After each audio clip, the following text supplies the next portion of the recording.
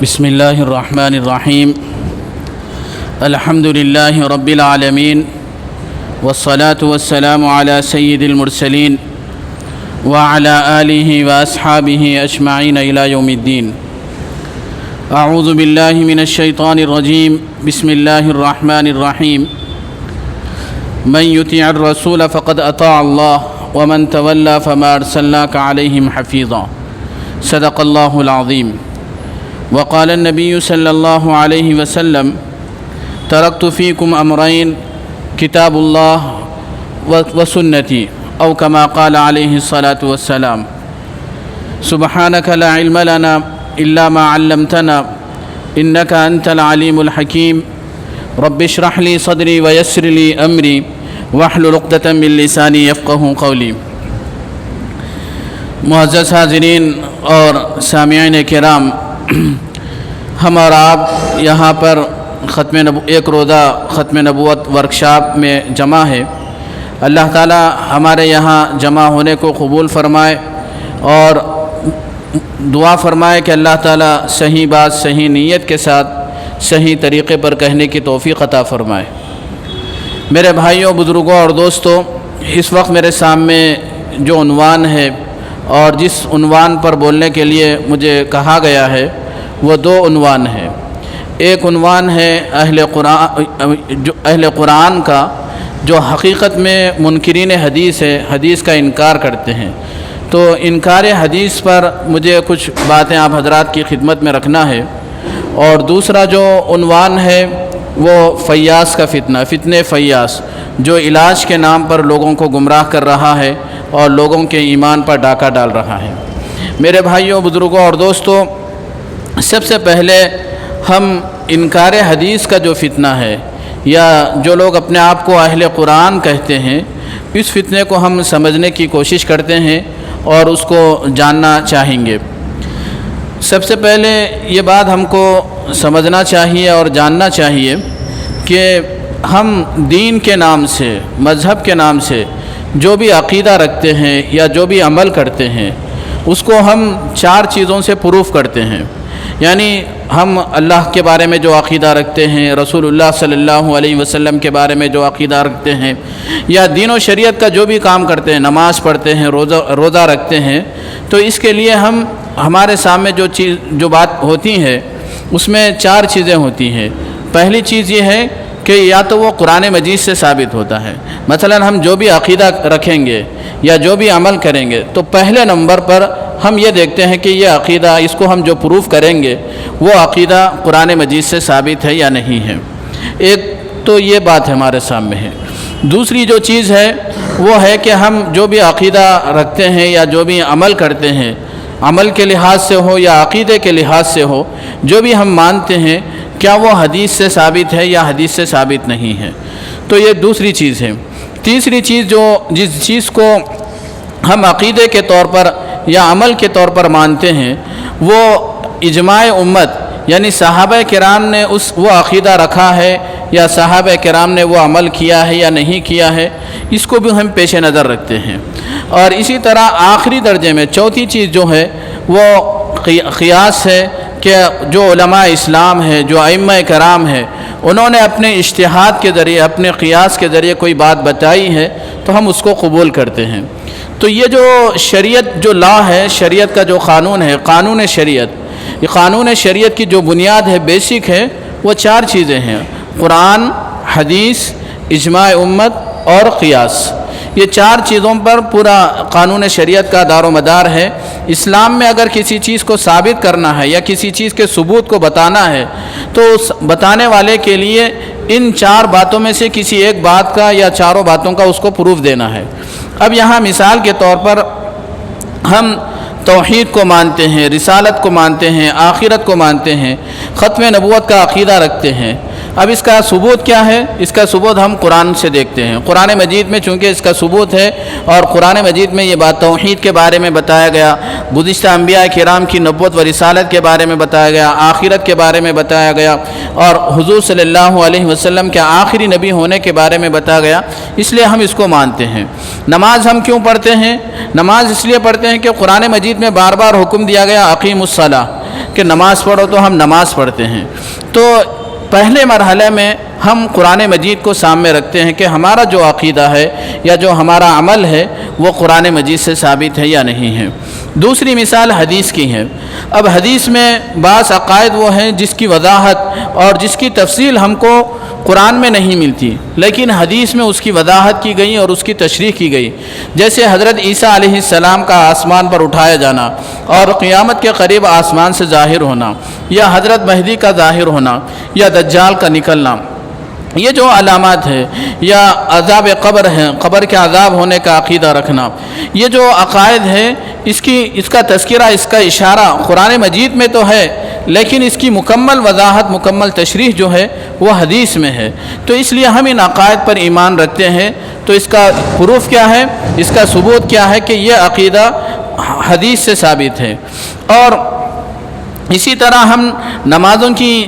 نماز جو پڑھتے ہیں، فجر کی نماز 2 رکعت ہے،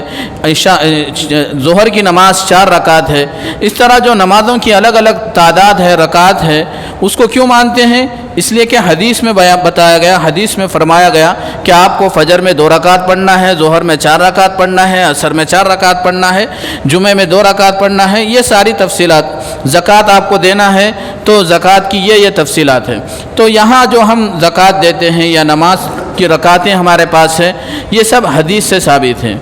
ایک تو 2 چیزیں ہو گئی، اجماع امت، یعنی صحابہ کرام کے اجماع سے کوئی بات ثابت ہو گئی تو ہم اس پر بھی عمل کرتے ہیں اور اس کو بھی عقیدے کے طور پر ہم مانتے ہیں۔ جیسے سب سے پہلے خلیفہ کون ہے؟ سب سے پہلے خلیفہ سیدنا حضرت ابو بکر رضی اللہ عنہ ہے۔ حضرت ابو بکر رضی اللہ عنہ کی جو خلافت ہے، خلافت کا تذکرہ قرآن مجید میں نہیں ہے یا حدیث میں نہیں ہے، لیکن اللہ کے رسول صلی اللہ علیہ وسلم دنیا سے پردہ فرما جانے کے بعد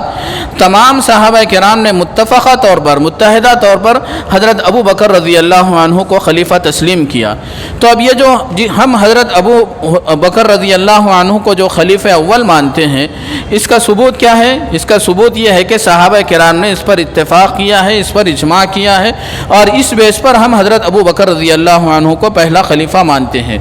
تو یہ تیسری چیز ہے کہ اجماع امت، صحابہ کرام سے وہ عقیدہ یا وہ عمل ثابت ہونا۔ آخری چیز جو ہے وہ ہے قیاس۔ قیاس یعنی جو ماہرین ہیں، دین و شریعت کے ماہرین ہیں۔ قیاس کا مطلب یہ نہیں ہے کہ میں اپنی عقل سے کوئی بات سوچ لوں اور پھر ہم میں سے، آپ میں سے کوئی بات اپنی عقل سے سوچ لیں اور پھر اس کو ایک عقیدہ بنا لے یا اس پر عمل کرنے لگے، ایسا نہیں ہے۔ اس کے بھی شرائط ہے۔ جو قرآن اور حدیث پر گہری نظر رکھتے ہیں، پورا عبور رکھتے ہیں، بہت اتھینٹک ہے ان کا مطالعہ، ان کا ریسرچ ہے، وہ لوگ قرآن و حدیث پر غور کر کے کوئی مسئلہ اس سے مستنبط کرتے ہیں، کوئی مسئلہ اس سے نکالتے ہیں، تو پھر وہ جب ثابت ہو جاتا ہے تو اس کو ماننا ضروری رہتا ہے۔ تو اب عقیدہ تو ہم قیاس، اور علماء اسلام نے اس کی وضاحت کی ہے کہ قیاس سے عقیدہ ثابت نہیں ہوتا۔ قیاس سے جو چیز ثابت ہوتی ہے، زیادہ سے زیادہ ایک عمل ثابت ہوتا ہے۔ اگر کوئی ہمارا عمل ہے تو ہم اس کو قیاس سے ثابت کر سکتے ہیں۔ جیسے حدیث میں فرمایا گیا، کل مسکر حرام، ہر نشہ آور چیز حرام ہے، نشہ کرنا حرام ہے۔ اب آج کے زمانے میں الکحل ہے اور دوسرے نشہ آور چیزیں ہیں۔ اب وہاں پر اگر آپ اس کی حرام ہونے کا فتویٰ دیتے ہیں اور اس کو حرام قرار دیتے ہیں تو وہاں پر آپ ڈائریکٹ نہیں دیکھ سکتے کہ الکحل کا لفظ قرآن میں ہے یا الکحل کا لفظ حدیث میں ہے یا الکحل کا لفظ صحابہ کرام کے زمانے میں تھا۔ تو اب ہمارے جو علماء کرام ہیں، علماء اسلام ہیں، دین و شریعت کے ماہرین ہیں، مفتیان کرام ہیں، انہوں نے حدیث پر غور کیا اور اس میں ایک وجہ دیکھی کہ نشہ، جس میں بھی نشہ پایا جا رہا ہے وہ چیز حرام ہے، وہ ناقابل استعمال ہے، ناجائز ہے مسلمانوں کے لیے۔ تو اسی بیس پر یہ الکحل کو اور دوسرے جتنی نشاور چیزیں ہیں ان کو حرام قرار دیا گیا۔ تو یہ تمہیدی طور پر میں نے یہ بات آپ حضرات کے سامنے رکھی ہے کہ قانون شریعت جو محمدن لا، جس کو عام طور انگریزی میں کہا جاتا ہے یا شریعت لا جس کو کہا جاتا ہے، اس میں جو بنیادی چیزیں ہیں وہ 4 ہیں، قرآن ہے، حدیث ہے، اجماع امت ہے، اور اجماع امت میں پہلا نمبر صحابہ کرام کا اجماع ہے، اور پھر آخر میں قیاس ہے۔ تو یہ اس میں ہم دیکھ سکتے ہیں کہ اللہ اگر حدیث حجت نہیں ہوتی، حدیث دلیل نہیں ہوتی، اسلام میں حدیث کی کوئی اہمیت نہیں ہوتی، تو پھر وہ قانون شریعت کی بنیاد کیسے بنتی؟ حدیث کی اہمیت ہے تو اس لیے اس کو سیکنڈ نمبر پر رکھا گیا۔ حدیث کی اپنی اہمیت ہے اور اس کی عظمت ہے اور اس سے بھی عقیدہ اور عمل کا ثبوت ہوتا ہے، تو اس لیے قانون شریعت میں اس کو دوسرے نمبر پر رکھا گیا۔ تو بہرحال اور یہ جو چیز ہم بتا رہے ہیں اور اس کی وضاحت کر رہے ہیں، اللہ کے رسول صلی اللہ علیہ وسلم نے حدیث میں خود اس کی وضاحت فرمائی۔ وضاحت کس طرح فرمائی؟ اللہ کے رسول صلی اللہ علیہ وسلم ایک مرتبہ اپنے صحابی حضرت معاذ بن جبل رضی اللہ عنہ کو یمن کا گورنر بنا کر بھیج رہے تھے۔ یمن میں اپنی حکومت کا نمائندہ اور گورنر بنا کر اللہ کے رسول صلی اللہ علیہ وسلم روانہ فرما رہے تھے۔ روانگی کے وقت اللہ کے رسول صلی اللہ علیہ وسلم نے حضرت معاذ بن جبل رضی اللہ عنہ سے سوال کیا کہ اے معاذ، تم یمن کو جا رہے ہو اور وہاں پر لوگ تمہارے سامنے مسئلے مسائل لے کر آئیں گے، اپنے جھگڑے لے کر آئیں گے، تو تم اس وقت کس طرح ان کے جھگڑوں کو حل کرو گے، ان کے مسئلے کو حل کرو گے اور ان کے درمیان فیصلہ کرو گے؟ تو بما تقضی یا معاذ، کہ اے معاذ تم کس طرح فیصلہ کرو گے؟ حضرت معاذ رضی اللہ عنہ نے جواب دیا کہ بکتاب اللہ، کہ میں سب سے پہلے وہ جو قضیہ آئے گا، جو مقدمہ آئے گا، تو میں اس پر دیکھوں گا کہ اس مقدمے کے تعلق سے، حل کرنے کے تعلق سے قرآن مجید میں کوئی رہنمائی ہے یا نہیں ہے۔ تو میں قرآن مجید پر پہلے قرآن مجید کو دیکھوں گا، اگر قرآن مجید میں اس سے متعلق کوئی آیت ہے یا کوئی رہنمائی ہے، اسی کے مطابق میں فیصلہ کروں گا۔ پھر اللہ کے رسول صلی اللہ علیہ وسلم نے ان سے فرمایا فَإِن لَّمْ تَجِدْ، اگر قرآن مجید میں تم کو رہنمائی نہ ملے یا قرآن مجید میں اس کی وضاحت نہ ملے، اللہ کے رسول صلی اللہ علیہ وسلم یہ جو بات سوال کر رہے ہیں بعد میں آگر چل کر، فَإِن لَّمْ تَجِدْ، اگر اس میں وہ چیز نہ پائی جا رہی ہو، تو اس کا مطلب یہ ہے کہ ہر مسئلہ قرآن مجید میں نہیں ہوتا، ہر حکم قرآن مجید میں نہیں ہوتا۔ تبھی تو اللہ کے رسول صلی اللہ علیہ وسلم فرما رہے ہیں فَإِن لَّمْ تَجِدْ، اگر تم اس میں نہ پاؤ تو حضرت معاذ بن جبل رضی اللہ عنہ نے عرض کیا کہ اللہ کے رسول بسنتی رسول اللہ، کہ آپ کی جو سنت ہے، آپ کا جو طریقہ ہے، اس کو میں فالو کروں گا اور اس پر غور کروں گا اور اس کے حساب سے میں فیصلہ کروں گا۔ تو پہلے نمبر پر قرآن مجید کو دیکھوں گا، قرآن مجید میں نہ ملے تو پھر آپ نے جو فیصلے کیے ہیں، آپ نے جو حکم بیان کیا ہے، اسی حکم کے مطابق، آپ کے فیصلوں کے مطابق، آپ کی رہنمائی کے مطابق میں اپنے مقدمات کا فیصلہ کروں گا اور لوگوں کے جو مسائل ہیں ان کا حل پیش کروں گا۔ اس کے بعد پھر اللہ کے رسول صلی اللہ علیہ وسلم نے پھر سوال کیا فَإِن لَّمْ تَجِدْ، اگر حدیث میں بھی وہ بات نہ ملے، میری سنت میں بھی وہ بات نہ ملے، تو پھر تم کیا کرو گے؟ یہاں پر بھی آپ غور کیجئے اور سمجھنے کی کوشش کیجئے کہ یہاں پر بھی اللہ کے رسول صلی اللہ علیہ وسلم فرما رہے ہیں فَإِن لَّمْ تَجِدْ، اگر یہاں حدیث میں بھی کوئی بات نہ ملے، تو اس کا مطلب یہ ہے کہ بعض احکام وہ ہے جو حدیث میں بھی کچھ احکام ہو سکتے ہیں جس کی حدیث میں رہنمائی نہ ہو، حدیث میں مکمل قوانین موجود نہ ہو، مکمل اسلامی تعلیمات حدیث میں موجود نہ ہو، ایسا ممکن ہے۔ تبھی تو اللہ کے رسول صلی اللہ علیہ وسلم فرما رہے ہیں فَإِن لَّمْ تَجِدْ، اگر حدیث میں بھی تم کو وہ بات نہ ملے، تو تب حضرت معاذ بن جبل رضی اللہ عنہ نے عرض کیا کہ اجتہد برأیی، کہ اے نبی صلی اللہ علیہ وسلم میں اپنی رائے سے اجتہاد کروں گا، میں اپنی رائے کو دیکھوں گا اور قرآن حدیث پر غور کروں گا، ولا آلو بھی، اور میں اپنے اجتہاد کرنے میں کوئی سستی نہیں کروں گا، کاہلی نہیں کروں گا، یعنی پورے غور و فکر کے ساتھ، پورے تدبر کے ساتھ پھر میں اپنی رائے کی بنیاد پر کوئی ایک فیصلہ کروں گا۔ تو یہ جب حضرت معاذ بن جبل رضی اللہ عنہ نے جب یہ بات کہی تو اللہ کے رسول صلی اللہ علیہ وسلم نے فوراً یہ جملہ ارشاد فرمایا الحمدللہ الذی وفق رسول اللہ صلی اللہ علیہ وسلم لما یحب و ترضا، کہ تمام تعریف اس اللہ کے لیے ہے جس نے اپنے رسول کے قاصد کو، یعنی حضرت معاذ بن جبل رضی اللہ عنہ جو ہے وہ رسول اللہ صلی اللہ علیہ وسلم کے قاصد ہے، جس نے اپنے رسول کے قاصد کو، نمائندے کو اس بات کی توفیق دی جو وہ اس کو پسند کرتا ہے اور جس سے وہ راضی ہے۔ تو میرے بھائیوں، بزرگوں اور دوستوں، اللہ کے رسول صلی اللہ علیہ وسلم نے خود شریعت کا جو ماخذ ہے، قانون شریعت میں جو چیزیں اتھینٹک ہے اس کی وضاحت فرما دی کہ ایک ہے قرآن مجید، دوسرے ہے حدیث، تیسرے ہے اجماع امت اور چوتھے ہے قیاس۔ تو یہ ہماری آج کی جو عنوان ہے انکار حدیث کا، اس سلسلے میں یہ پہلی بات ہے کہ قانون شریعت کی بنیاد کیا ہے، شریعت لا کا جو بیس ہے وہ کیا ہے، اس کی وضاحت کی گئی۔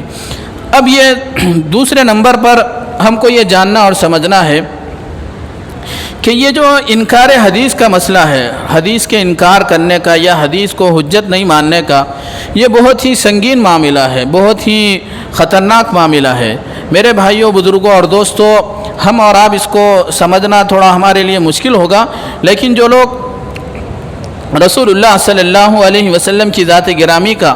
گہرا ادراک رکھتے ہیں اور پورا شعور رکھتے ہیں، اور حضرت صلی اللہ علیہ وسلم کی جو پوزیشن ہے اس کو سمجھتے ہیں، تو ان کے لیے معاملہ بہت نازک ہے، بہت سیریس ہے۔ اس لیے کہ یہ جو سوال ہے کہ حدیث حجت ہے یا حجت نہیں ہے، یہ سوال ہی بہت غلط سوال ہے۔ کہ یہ جو سوال کر رہے ہیں، یہ سوال اصل میں ہماری ایمانی غیرت اور ایمانی حمیت کے خلاف سوال ہے۔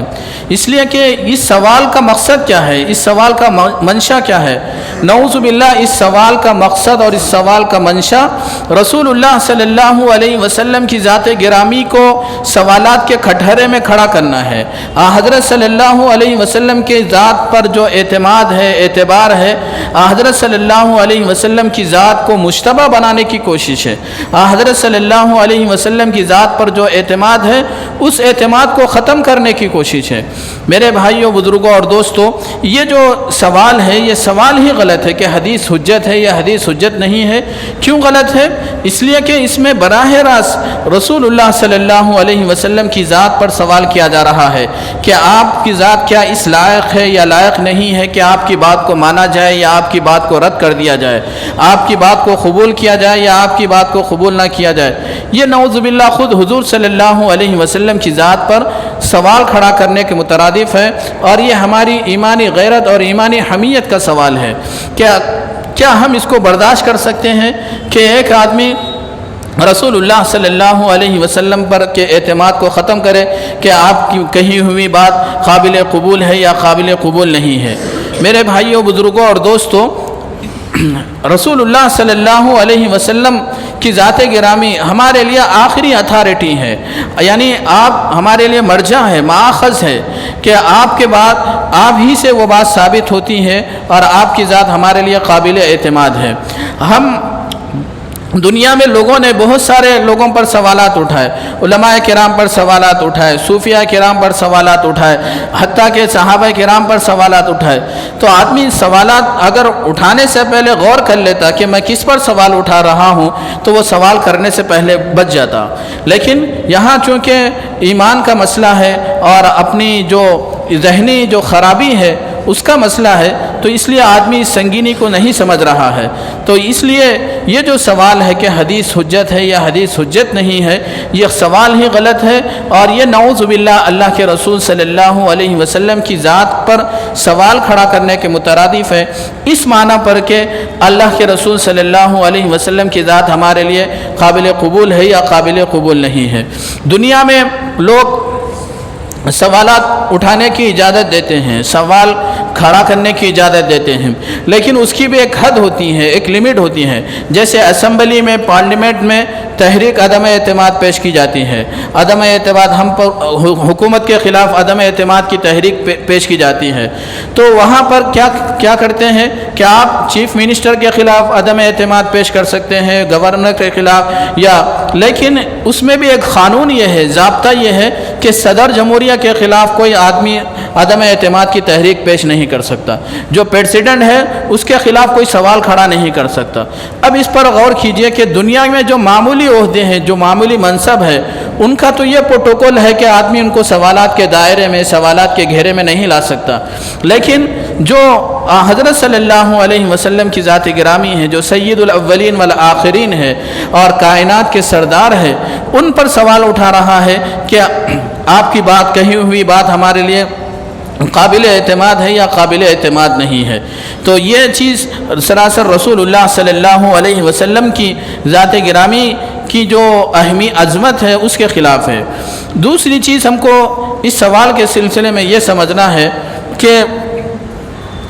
دیکھیے حدیث پر اگر آپ سوال کر رہے ہیں حدیث حجت ہے یا حدیث حجت نہیں ہے، اس کو ہم تھوڑا سمجھنے کی کوشش کریں۔ حدیث کا مطلب ہمارے سامنے دو چیزیں ہیں، ایک تو ہے کہ وہ حدیث ہم تک جن واسطوں سے پہنچی ہے، سندوں سے پہنچی ہے کہ فلاں نے فلاں سے روایت کی، فلاں سے فلاں نے روایت کی، اس طرح صحابی سے تابعین نے روایت کی، تابعین سے تبع تابعین نے روایت کی، پھر ان تک ان کے بعد سے پھر یہ روایت ہم تک پہنچی ہے۔ تو جو سند کا جو سلسلہ ہے، جو راوی ہے، ان پر تو ہم سوالات کرتے ہیں، اور محدثین نے ان پر سوالات کھڑے کیے کہ وہ قابل اعتماد ہے، قابل اعتماد نہیں ہے، وہ سچ بولنے والے ہیں یا جھوٹ بولنے والے ہیں، یا وہ عقل مطلب ان کے اندر تمام خوبیاں ہیں یا نہیں ہے۔ ساری انہوں نے محدثین نے پورا ایک ڈاٹا جمع کیا 5 لاکھ اسماء الرجال کے نام سے، اسماء الرجال کے نام سے تو 5 لاکھ راویوں کا ایک ڈاٹا محدثین نے جمع کیا کہ کون سے راوی معتمد ہے، کون سے راوی معتمد نہیں ہے، معتبر نہیں ہے، اس طرح۔ تو اس پر تو آپ سوال کر سکتے ہیں کہ یہ راوی معتبر ہے یا یہ راوی معتبر نہیں ہے، لیکن اگر کوئی حدیث سند سے بالکل صحیح ثابت ہے، صحیح بخاری میں ہے، صحیح ستہ میں ہے، اور سند میں کوئی گڑبڑ نہیں ہے اور اس میں کوئی غلطی نہیں ہے، لیکن اس کے باوجود بھی آدمی اس حدیث پر سوال قرار کر رہا ہے، تو اس کا مطلب یہ ہے کہ وہ نعوذ باللہ رسول اللہ صلی اللہ علیہ وسلم کی ذات گرامی پر سوال کھڑا کر رہا ہے، اس لیے کہ اس کو حضور کی بات پر اعتماد نہیں ہے، یا وہ یہ سمجھتا ہے کہ حضور صلی اللہ علیہ وسلم کی کہی ہوئی بات میرے لیے ناقابل قبول ہے، تو یعنی حضور صلی اللہ علیہ وسلم پر سوال کھڑا کرتا ہے۔ مثال کے طور پر یہ تو مانتا ہے کہ حضرت صلی اللہ علیہ وسلم اللہ کے رسول ہے، اللہ کے نبی ہے، اس کو تو مانتا ہے۔ یہ بھی مانتا ہے کہ رسول اللہ صلی اللہ علیہ وسلم سب سے زیادہ علم رکھنے والے، سب سے زیادہ جاننے والے ہیں، ساری چیزیں مانتا ہے، لیکن اس کے باوجود اب ان کی حماقت ہے، نادانی ہے کہ وہ یہ کہتا ہے کہ اب اس پر سوال کرتا ہے کہ حضرت صلی اللہ علیہ وسلم نبی ہے، رسول ہے، لیکن آپ کی کہی ہوئی بات، آپ کا ارشاد، آپ کا فرمان ہمارے لیے ناقابل قبول ہے، ناقابل اعتماد ہے۔ اب یہ سراسر نادانی اور بیوقوفی کی بات ہے۔ جیسے مثال کے طور پر ایک آدمی دن میں سورج نکل گیا، 12 بج رہے ہیں، سورج سر پر چڑھا، بالکل سورج کی روشنی بالکل واضح ہے، وہ مان بھی رہا ہے کہ سورج نکل چکا ہے، سورج کی روشنی موجود ہے، لیکن اپنی نادانی اور حماقت سے یہ بحث کر رہا ہے کہ اب رات ہے یا دن ہے۔ ارے بھائی، جب آپ مان رہے ہیں کہ سورج نکل گیا ہے، اس کی روشنی موجود ہے، سب کچھ ہے، لیکن اس کے بعد یہ بحث کرنے کا کیا تک ہے اور کیا فلسفہ ہے کہ اب رات ہے یا دن ہے؟ دن ہی رہے گا، رات کیسے رہے گی؟ تو یہاں مسئلہ ایسے ہی ہو رہا کہ آپ اللہ کے رسول صلی اللہ علیہ وسلم کی نبوت و رسالت کا اقرار کر رہے ہیں، آپ کو نبی مان رہے ہیں، اور یہ بھی کہہ رہے ہیں کہ آپ سچے ہیں، سچے پیغمبر ہیں، آپ الصادق الامین ہیں، امانت ہے، سب کچھ مان رہے ہیں، اس کے باوجود پھر یہ بحث کٹ حجتی کر رہے ہیں کہ آپ کی کہی ہوئی بات قابل اعتماد ہے یا قابل اعتماد نہیں ہے۔ تو یہ دوسری چیز ہم کو سمجھنا ہے سوال کے سلسلے میں کہ اگر آپ جو منکرین حدیث ہے، حدیث کا انکار کر رہے ہیں، وہ اگر سند پر بات کرتے ہیں تو اس کو تو ہم سنیں گے، اس لیے کہ صاحب اور یہ جتنے محدثین ہیں انہوں نے سند پر بات کی ہے اور سند کو انہوں نے مضبوطی سے قائم کیا ہے، ساری چیزیں ہیں، لیکن نفس حدیث، مطلق حدیث پر بات کرنا، اس پر سوال کرنا، یہ ہمارے لیے ناقابل قبول ہے۔ تیسری چیز اس میں یہ ہے کہ رسول اللہ صلی اللہ علیہ وسلم سے ہمارا والہانہ تعلق ہے، عقیدت اور محبت کا رشتہ ہے۔ میرے بھائیوں، بزرگوں اور دوستوں، رسول اللہ صلی اللہ علیہ وسلم کے ساتھ صحابہ کرام کی عقیدت اور محبت کا جو رشتہ تھا، اس رشتے کی بنیاد پر انہوں نے حضرت صلی اللہ علیہ وسلم کے ایک ایک عمل کو، ایک ایک حدیث کو جمع کیا۔ یہ کیوں جمع کیا؟ کیا ان کو کوئی پاگل پن تھا؟ کیا جنون تھا کہ وہ ایک دیوانگی کے طور پر اللہ کے رسول صلی اللہ علیہ وسلم کے لیے ساری چیزیں جمع کر رہے ہیں؟ نعوذ باللہ، ایسا نہیں ہے۔ اس لیے جمع کیا کہ وہ ان کے لیے قابل عمل ہے، قابل اعتماد ہے، ان پر عمل کرنے سے دنیا آخرت بن جائے گی، سنور جائے گی، ہدایت اور نجات کا دار و مدار اس پر ہے۔ تبھی تو انہوں نے حضور صلی اللہ علیہ وسلم کی احادیث کو جمع کیا اور آپ کی جو اعمال ہے اس پر عمل کر کے دکھایا۔ یہاں پر یہ بات میں آپ حضرات سے کہنا چاہوں گا کہ ایک ایک حدیث کو لکھنے کے لیے صحابہ کرام کئی میل سفر کرتے تھے اور وہاں پر جا کر لیٹ جاتے تھے، سردی ہو گرمی ہو۔ معلوم ہوتا کسی تابعی کو کہ فلاں جگہ فلاں صحابی رہتے ہیں، تو وہ اپنا مطلب بہت سفر کی محنت کر کے، مشقت کر کے، بہت ساری صعوبتیں جھیل کر وہ اس حدیث کو لیتے تھے۔ تو یہ جو ہے عشق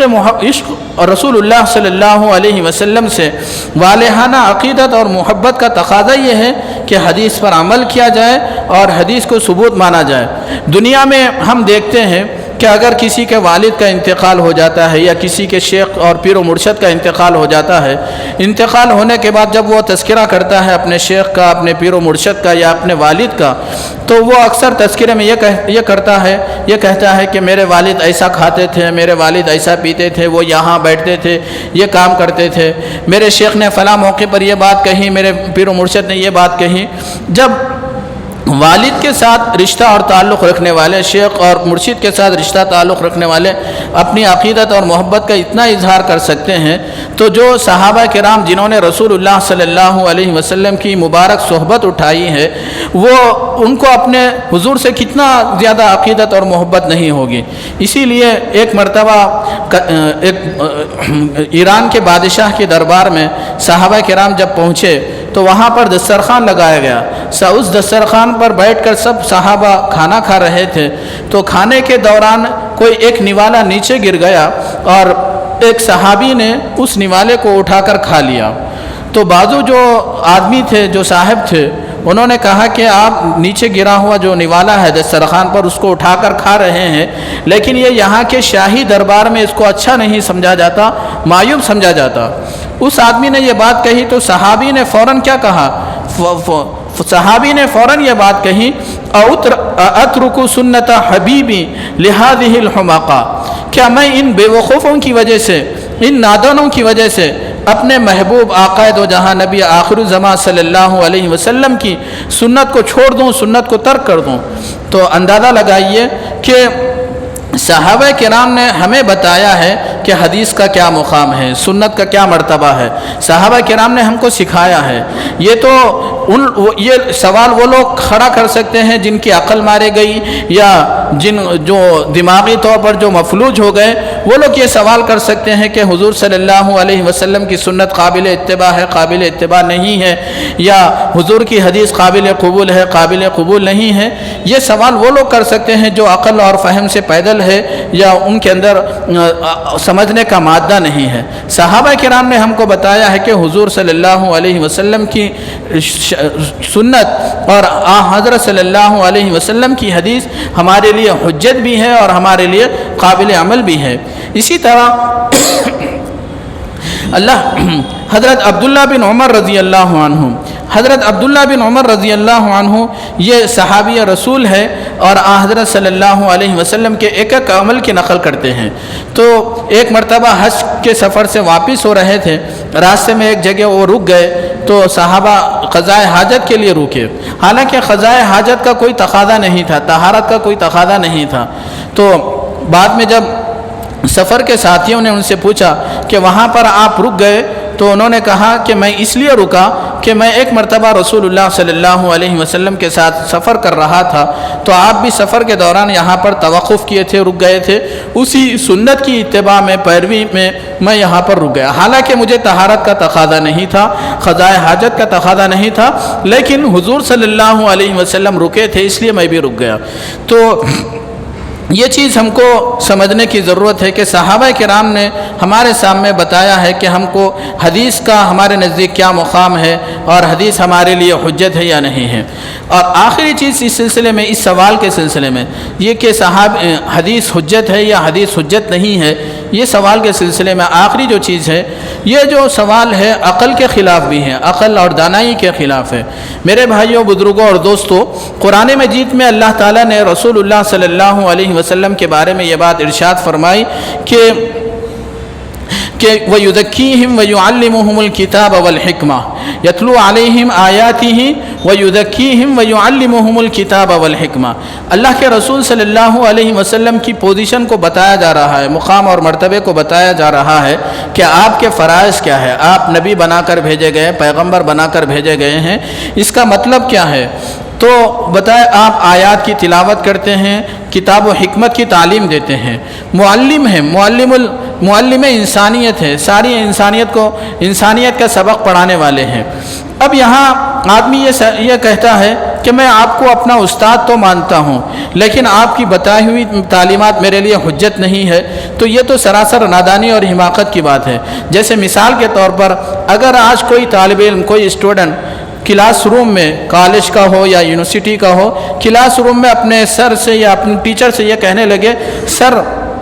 میں آپ کو اپنا ٹیچر، اپنا استاد سب کچھ مانتا ہوں، لیکن آپ مجھے جو پڑھا رہے ہیں، جو مجھے علم سکھا رہے ہیں، جو بتا رہے ہیں، وہ میرے لیے حجت نہیں ہے، تو اب وہ کہے گا کہ بھائی تو تیرا ماننا ہی کیا فائدہ ہے؟ جب تو مجھے استاد مان رہا ہے، سر مان رہا ہے، ٹیچر مان رہا ہے، تو میری بات بھی تیرے لیے قابل قبول ہونا چاہیے کہ میں تجھ کو جو کچھ پڑھا رہا ہوں، جو کچھ سمجھا رہا ہوں، وہ تمہارے لیے قابل قبول ہونا چاہیے۔ لیکن آدمی اس سے یہ کہتا ہے کہ نہیں، آپ کو میں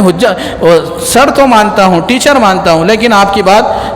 کو نہیں مانتا، تو یہ سراسر نادانی اور حماقت کی بات ہے جو عقل کے بھی خلاف ہے۔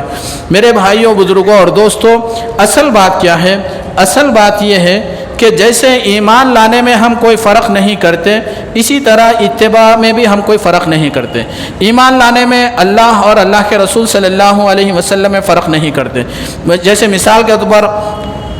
بعض لوگ کیا ہے، مشرکین جو ہے وہ اللہ تعالیٰ پر ایمان رکھتے ہیں، لیکن رسول اللہ صلی اللہ علیہ وسلم کی نبوت و رسالت کا اقرار نہیں کرتے۔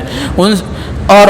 بعض لوگ رسول اللہ گزشتہ انبیاء کرام کو مانتے ہیں، حضرت موسیٰ کو مانتے ہیں، حضرت عیسیٰ کو مانتے ہیں، لیکن رسول اللہ صلی اللہ علیہ وسلم کی نبوت و رسالت پر ایمان نہیں رکھتے۔ لیکن ایک مسلمان کی شان کیا ہے؟ مسلمان کی پہچان کیا ہے؟ مسلمان کی شان، مسلمان کی پہچان یہ ہے کہ وہ ایمان لانے میں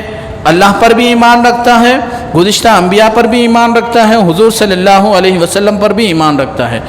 اب ایسے ہی اطاعت اور فرمانبرداری کا معاملہ ہے کہ جیسے ایمان لانے میں ہم کوئی فرق نہیں کرتے کہ اللہ کو مانے، نبی کو نہ مانے، یا نبی کو مانے، اللہ کو نہ مانے، ایسا کوئی ہم فرق نہیں کرتے، اسی طرح اتباع اور پیروی میں بھی ہم فرق نہیں کرتے۔ ہم اللہ کی اتباع کی جائے اور نبی کی اتباع نہ کی جائے، یا نبی کی اتباع کی جائے، اللہ تعالیٰ کی اتباع نہیں کی جائے، ایسا نہیں ہے۔ اللہ تعالیٰ کی بھی اتباع کرتے ہیں اور رسول اللہ صلی اللہ علیہ وسلم کی بھی اتباع کرتے ہیں، اللہ تعالیٰ کی بھی اطاعت کرتے ہیں اور رسول اللہ صلی اللہ علیہ وسلم کی بھی اطاعت اور فرمانبرداری کرتے ہیں۔ کیوں؟ قرآن مجید میں خود فرمایا گیا، من یطیع الرسول فقد اطاع اللہ، جس نے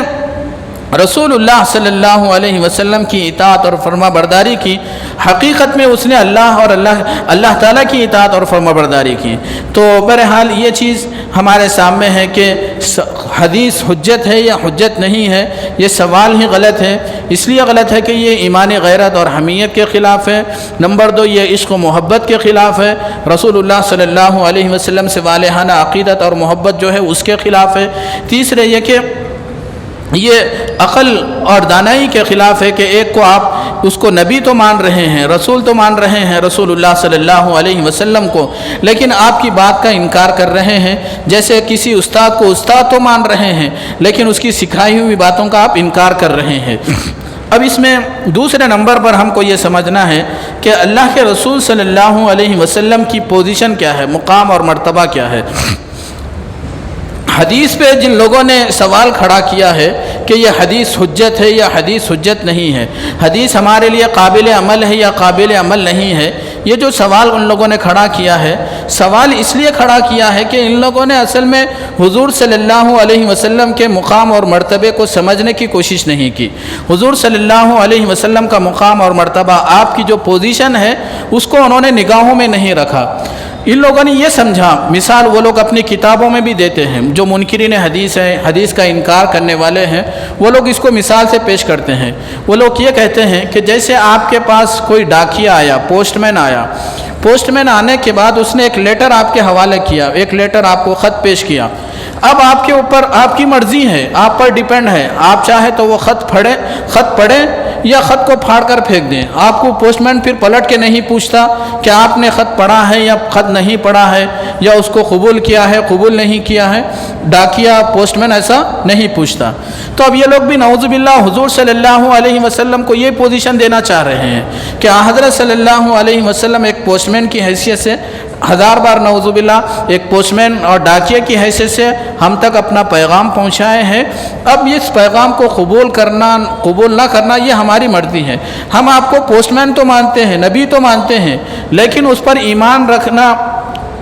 اس کو قبول کرنا یہ ہمارے اوپر ڈیپینڈ ہے۔ ہم چاہے تو مانتے ہیں، چاہے تو نہیں مانتے۔ یہ منکرین حدیث کی لاجک ہے، ان کی تھیوری ہے اور ان کا فلسفہ ہے۔ لیکن قرآن مجید میں اور حدیث میں اللہ کے رسول صلی اللہ علیہ وسلم کی جو پوزیشن بیان کی گئی، جو مقام اور مرتبہ بیان کیا گیا، اس کی وضاحت ضروری ہے۔ قرآن مجید میں اللہ تعالیٰ نے ارشاد فرمایا وَأَنزَلْنَا إِلَيْكَ الذِّكْرَ لِتُبَيِّنَ لِلنَّاسِ مَا نُزِّلَ إِلَيْهِمْ وَلَعَلَّهُمْ يَتَفَكَّرُونَ کہ ہم قرآن مجید آپ پر نازل کر رہے ہیں، آپ کی طرف ہم آسمان سے وحی نازل کر رہے ہیں۔ یہ وحی اس لیے نازل کر رہے، جو کچھ آپ کی طرف ہم نازل کر رہے ہیں اس کو آپ دوسروں تک پہنچائیں اور ان کو کھول کھول کر سمجھا دیں۔ تبیین کا مطلب کھول کھول کر سمجھانا، بتانا۔ اب جیسے مثال کے طور پر قرآن مجید میں اللہ تعالیٰ نے نماز پڑھنے کا حکم فرمایا، اقیم الصلاۃ، نماز پڑھو۔ اب اللہ کے رسول صلی اللہ علیہ وسلم پر یہ حکم نازل ہوا، لیکن اب اللہ کے رسول صلی اللہ علیہ وسلم کو یہ بھی حکم دیا گیا کہ آپ سمجھائیں، پریکٹیکلی طور پر بھی اور زبانی طور پر بھی آپ سمجھائیں کہ نماز کس طرح پڑھی جائے۔ تو اللہ کے رسول صلی اللہ علیہ وسلم نے ہم کو سمجھایا کہ نماز، زبانی طور پر بھی آپ نے سمجھایا کہ نماز کی اتنی رکعتیں ہوتی ہیں اور نماز کا یہ وقت ہے، فلاں وقت پر فلاں نماز پڑھی جاتی ہے، یہ زبانی طور پر بھی۔ اور پریکٹیکل طور پر بھی اللہ کے رسول صلی اللہ علیہ وسلم نے فرمایا صلو کما رأیتمونی اصلی، تم اس طرح نماز پڑھو جس طرح مجھے نماز پڑھتے ہوئے دیکھتے ہو۔ تو اللہ کے رسول صلی اللہ علیہ وسلم پر حکم نازل ہوا اقیم الصلاۃ، لیکن اس حکم کو کیسے پورا کیا جائے، اس حکم پر کیسے عمل کیا جائے، اس کی کیسے پیروی کی جائے، اللہ کے رسول صلی اللہ علیہ وسلم نے اپنے عمل کے ذریعے بتایا۔ تو اللہ کے رسول صلی اللہ علیہ وسلم کو نماز پڑھتے ہوئے صحابہ کرام نے دیکھا، صحابہ کرام کو تابعین نے دیکھا، پھر ان کے بعد تبع تابعین، اس طرح وہ ایک سند کے ساتھ، ایک تسلسل کے ساتھ یہ بات آ رہی ہے اور اس کو پڑھا جا رہا ہے۔ تو یہ رسول اللہ صلی اللہ علیہ وسلم کی پوزیشن ہے۔ پھر اللہ کے رسول صلی اللہ علیہ وسلم کی یہ بھی حدیث ہے جو عام طور پر نکاح کے موقع پر پڑھی جاتی ہے، النکاح من سنتی وفی روایت فمن رغب عن سنتی فلیس منی، کہ نکاح میرا طریقہ ہے اور جس نے میری سنت سے اعراض کیا وہ مجھ سے نہیں ہے، اس کا تعلق مجھ سے نہیں ہے۔ تو اب آپ دیکھیے کہ اللہ کے رسول صلی اللہ علیہ وسلم اپنی سنت کی پیروی کرنے کا حکم دے رہے ہیں اور اس کی اطاعت اور فرمانبرداری کا حکم دے رہے ہیں، اور یہ منکرین حدیث کہتے ہیں کہ اللہ کے رسول صلی اللہ علیہ وسلم کا بتایا ہوا طریقہ، سمجھایا ہوا طریقہ ہمارے لیے قابل حجت نہیں ہے۔ اگر ان کی بات کو مان لیا جائے تو پھر ان کے نکاح بھی درست نہیں ہونا چاہیے، ان کی شادی بھی نہیں ہونا چاہیے، اس لیے کہ شادی کو اللہ کے رسول صلی اللہ علیہ وسلم نے کیا فرمایا، یہ میری سنت ہے، یہ میرا طریقہ ہے۔ اب آدمی اگر اس کو غلط ٹھہرا رہا ہے تو پھر آپ کا نکاح ہی غلط ہوا، آپ کا نکاح ہی صحیح نہیں ہوا۔ تو اس لیے یہ چیز بھی ہم کو سمجھنے کی ضرورت ہے کہ اللہ کے رسول صلی اللہ علیہ وسلم نے اپنی جو پوزیشن ہے اس کو بیان فرمایا۔ اللہ کے رسول صلی اللہ علیہ وسلم کی جو پوزیشن ہے وہ اس کی وضاحت حضرت ابو بکر صدیق رضی اللہ عنہ نے کی ہے۔ حضرت ابو بکر صدیق رضی اللہ عنہ کب کی؟ حضرت ابو بکر صدیق رضی اللہ عنہ جب رسول اللہ صلی اللہ علیہ وسلم کا وصال ہو گیا، آپ کی وفات ہو گئی، تو آپ نے اپنی وفات سے پہلے اسامہ بن زید رضی اللہ عنہ کو ایک لشکر دے کر روم کی طرف روانہ فرمایا۔ ابھی وہ لشکر روانہ ہونے والا تھا لیکن رسول اللہ صلی اللہ علیہ وسلم وصال فرما گئے، تو وہ لشکر نہیں گیا، رک گیا۔ جب حضرت صلی اللہ علیہ وسلم کا وصال ہو گیا تو بہت سارے فتنے کھڑے ہو گئے، منکرین زکوٰۃ کا انکار کرنے والے اور ختم نبوت کا انکار کرنے والے، نبوت کا دعویٰ کرنے والے، مرتد ہو جانے والے، بہت سارے فتنے کھڑے ہو گئے۔ تو بعض صحابہ کرام، جلیل القدر صحابہ کرام جیسے حضرت عمر رضی اللہ عنہ وغیرہ، حضرت ابو بکر رضی اللہ عنہ کو رائے دی کہ یہ اسامہ بن زید کا جو لشکر ہے جس کو روانہ کرنا ہے، آپ اس کو تھوڑی دیر کے لیے موقوف کر دیجئے، بعد میں اس کو روانہ کیجئے، ابھی حالات ٹھیک نہیں ہیں۔ اس موقع پر حضرت ابو بکر رضی اللہ عنہ نے پورے ایمانی غیرت اور حمیت کے ساتھ جواب دیا کہ جس چیز کو اللہ کے رسول صلی اللہ علیہ وسلم نے روانہ کرنے کا حکم دیا ہے میں اس کو نہیں روک سکتا، میں اس کو ایک منٹ کے لیے بھی اس کو نہیں روک سکتا۔ تو اس کے بعد انہوں نے ان کا خاص یہ جملہ ہے کیف رسول اللہ صلی اللہ علیہ وسلم ینزل الوحی من السماء، کہ میں اس لشکر کو کیسے روک سکتا ہوں جبکہ اللہ کے رسول صلی اللہ علیہ وسلم نے وحی کی روشنی میں، آسمان سے جو وحی نازل ہو رہی ہے اس کی روشنی میں مجھے اس لشکر کو روانہ کرنے کا حکم دیا ہے۔ تو حضرت ابو بکر صدیق رضی اللہ عنہ نے اسامہ بن زید کے لشکر کو روانہ کرنے کے سلسلے میں یہ جو موقف اختیار کیا، یہ جو اسٹینڈ لیا انہوں نے، یہ دراصل حدیث کے مقام اور مرتبے کو بیان کرنے کا ہے کہ حدیث صرف حضور صلی اللہ علیہ وسلم کے زمانے میں حجت نہیں ہے، آپ کے بعد بھی حجت ہے، اور انہوں نے اپنے بعد آنے والے جتنے حکمراں ہیں، خلفاء ہیں، ان کی حیثیت بھی متعین کر دی کہ میرے بعد جو بھی خلیفہ بنیں گے یا مسلمانوں کا جو بھی حاکم اور یا حکمراں بنیں گا تو وہ صرف شریعت کے فیصلوں کو نافذ کرنے والا ہوگا، شریعت میں رد و بدل کرنے والا نہیں ہوگا۔ اب جیسے مثال کے طور پر آج کل اب یہ جو منکرین حدیث ہے یہ لوگ یہ کہتے ہیں کہ قرآن مجید میں جہاں کہیں اطیع اللہ اطیع الرسول کے الفاظ آئے ہیں، اللہ اور رسول سے مراد مرکز ملت ہے۔ مرکز ملت کا مطلب جو وقت کے حکمراں ہیں، وقت کے بادشاہ ہیں، وہ اس کو کہتے ہیں۔ اب پھر اس کی روشنی میں وہ ان کو اختیار دیتے ہیں کہ اگر وہ چاہے تو رد و بدل کر سکتے ہیں، کوئی نیا حکم شریعت کے نام سے کوئی نیا حکم پیش کر سکتے ہیں۔ لیکن حضرت ابو بکر رضی اللہ عنہ نے اپنے اسوے کے ذریعے یہ بات بیان فرما دی کہ جو بھی حاکم بنے گا، جو بھی خلیفہ بنے گا، جو بھی حکمراں ہوگا، وہ صرف اور صرف قرآن اور حدیث کی روشنی میں، شریعت کی روشنی میں فیصلہ کرے گا، اپنی طرف سے کوئی فیصلہ نہیں کر سکتا۔ آج کل بعض ہمارے حکمراں ہیں، مسلم حکمراں ہیں، جیسے تیونس ایک حکومت ہے، وہاں کی حکومت نے لڑکی اور لڑکے کا وراثت میں جو حصہ ہے وہ دونوں کو برابر کر دیا، حالانکہ لڑکے کے 2 حصے ہیں اور لڑکی کا 1 حصہ ہے، لیکن حکومت نے وہاں پر یہ قرآن کا واضح حکم ہے، شرعی واضح حکم ہے، اس کے باوجود وہاں کی حکومت نے یہ حکم بدل دیا کہ دونوں، چونکہ مرد عورت مساوات ہے، صنفی مساوات ہے، مرد عورت برابر ہے، یہاں کا جو موجودہ جو انسانی حقوق ہے اس کے دباؤ میں آ کر ان لوگوں نے وہ قانون بدل دیا۔ ایسے ہی بعض جگہوں پر اور دوسرے مسائل ہے جو اپنی طرف سے، کوئی پارلیمنٹ بھی اگر ہے تو وہ شریعت کے خلاف کوئی قانون نہیں لا سکتا۔ مسلم دنیا میں، اسلامی ملکوں میں کوئی جمہوری ملک ہے اور وہاں کا پارلیمنٹ بھی ہے تو وہ قرآن اور حدیث کے خلاف، شریعت کے خلاف کوئی قرارداد پاس نہیں کر سکتا، کوئی نیا قانون پاس نہیں کر سکتا۔ تو بہرحال میرے بھائیوں، بزرگوں اور دوستوں، یہ اللہ کے رسول صلی اللہ علیہ وسلم نے یہ بات ارشاد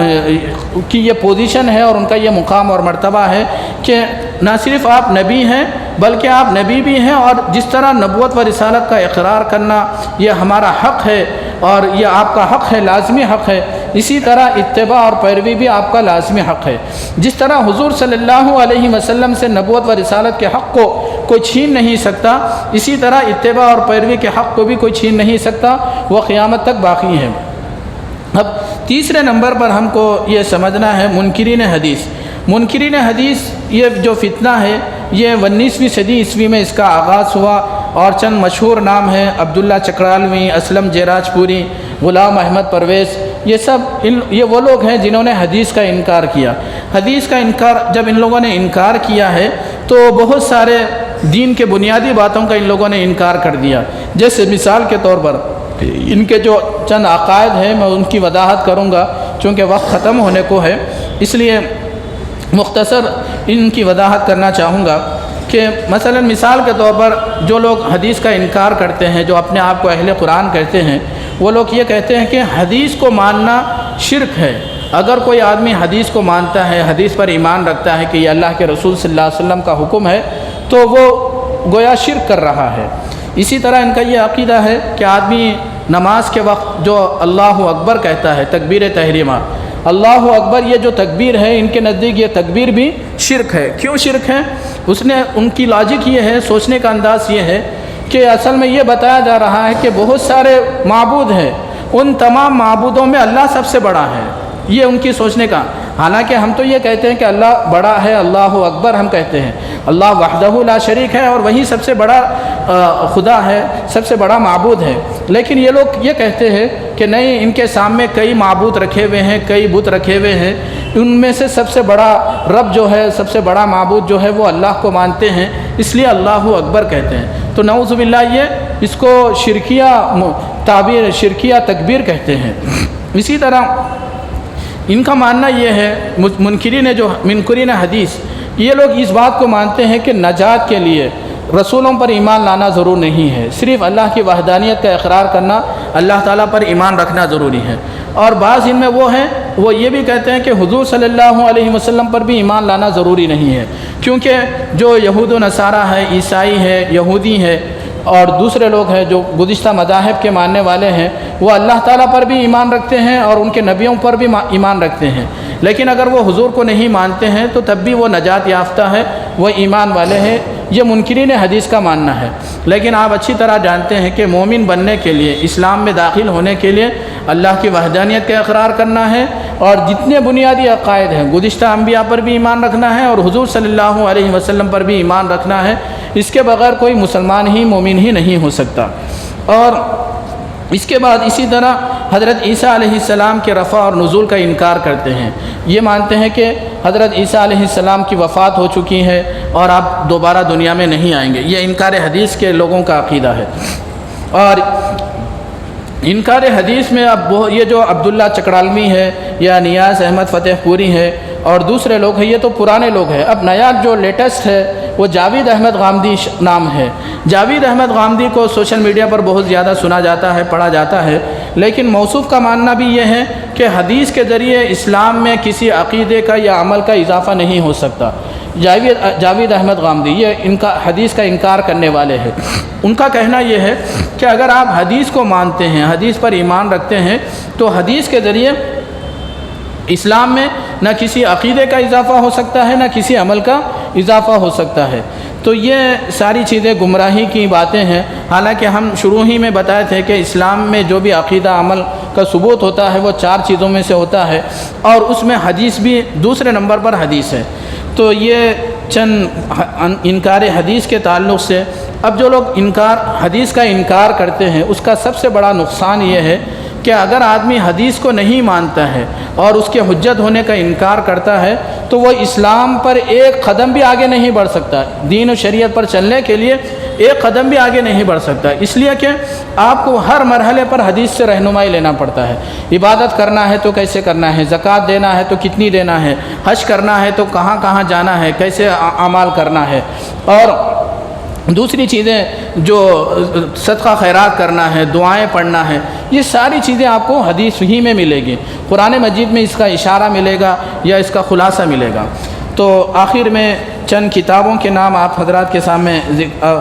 جو لوگ حدیث کا انکار کرتے ہیں ان کے بارے میں قرآن مجید کا جو فیصلہ ہے اس کی بھی وضاحت کرنا چاہوں گا۔ قرآن مجید میں اللہ تعالیٰ نے ارشاد فرمایا، قُلْ اطیعوا اللَّهَ وَاطیعوا الرَّسُولَ فَإِن تَوَلَّوْا فَإِنَّ اللَّهَ لَا يُحِبُّ الْكَافِرِينَ۔ اے نبی صلی اللہ علیہ وسلم، آپ لوگوں سے کہہ دیجئے کہ اللہ کی اور اللہ کے رسول صلی اللہ علیہ وسلم کی اطاعت کرو۔ فَإِن تَوَلَّوْا فَإِنَّ اللَّهَ لَا يُحِبُّ الْكَافِرِينَ، اگر وہ لوگ پھر جاتے ہیں، یعنی دونوں میں سے دونوں کی اطاعت نہیں کرتے یا دونوں میں سے کسی ایک کی اطاعت نہیں کرتے، تو آپ فرما دیجئے فَإِنَّ اللَّهَ لَا يُحِبُّ الْكَافِرِينَ، اللہ تعالیٰ کافروں کو پسند نہیں کرتا۔ تو یہاں پر آپ غور کیجئے کہ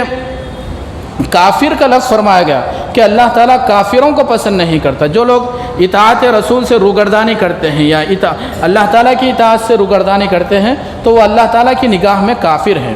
ایک جگہ قرآن مجید میں ان کو منافق کہا گیا، وَإِذَا قِيلَ لَهُمْ تَعَالَوْا إِلَى مَا أَنزَلَ اللَّهُ وَإِلَى الرَّسُولِ رَأَيْتَ الْمُنَافِقِينَ يَصُدُّونَ عَنْكَ صُدُودًا، کہ جب ان سے کہا جاتا ہے، یعنی مکہ کے مشرکین سے یا منافقین سے کہا جاتا ہے کہ اس بات کی طرف آؤ جو اللہ تعالیٰ نے نازل کیا ہے یا رسول اللہ صلی اللہ علیہ وسلم نے بتایا ہے، ان کے بتائے ہوئے فیصلوں کے مطابق فیصلہ کرو تو آپ منافقین کو دیکھیں گے، رأیت المنافقین، وہ آپ کو روکیں گے، ان لوگوں کو روکنے کی کوشش کریں گے، یعنی یہ کہیں گے کہ حدیث ہمارے لیے حجت نہیں ہے، حدیث ہمارے لیے دلیل نہیں ہے۔ تو یہ جو لوگ حدیث کا انکار کرتے ہیں، اسی لیے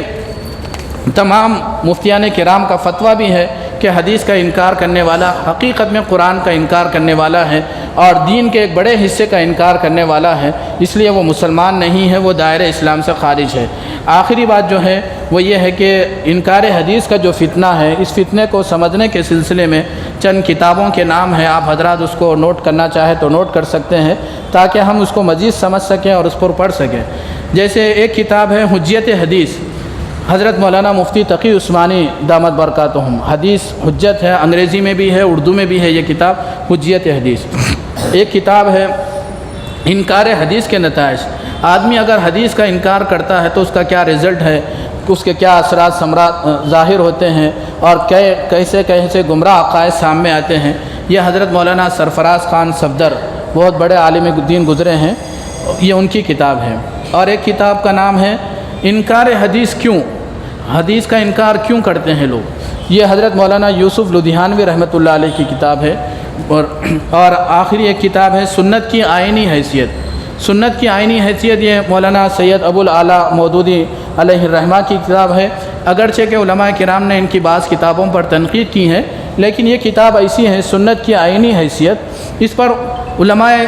کرام نے بھی اس کی بہت تعریف کی ہے اور یہ حدیث کے حجت ہونے میں انہوں نے بہت اچھی طرح اس کی وضاحت کی ہے۔ تو یہ میرے موضوع کے لحاظ سے میں نے چند باتیں آپ حضرات کے سامنے رکھنے کی کوشش کی ہے۔ اللہ تعالیٰ اس میں جو صحیح بات ہے اللہ تعالیٰ اس کو قبول فرمائے، اور جو غلط بات ہے، جو غلط چیز نکل گیا اس کے شر سے اللہ تعالیٰ ہم سب کی حفاظت فرمائے۔